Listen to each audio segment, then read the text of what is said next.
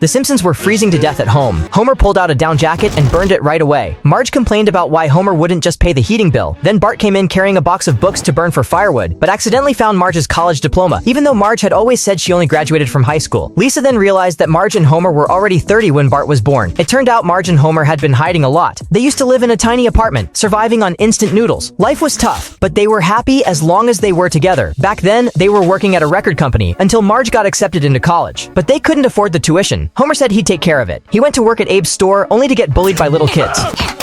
Meanwhile, Marge started living her dream college life. But soon, a professor set his sights on her. Marge wanted to introduce him to Homer, but that only made Homer worried. Right then, a guy from the gas company came to fix their thermostat. As time went on, Marge and the professor grew closer, while her relationship with Homer grew distant. She even started treating Homer like he was the professor.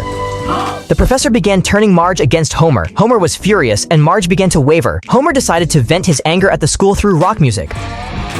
But Marge couldn't accept that version of him, and she ended up cheating on him for real. The two decided to go their separate ways. Moe still ran his cigar bar, and Marge started dating her coach.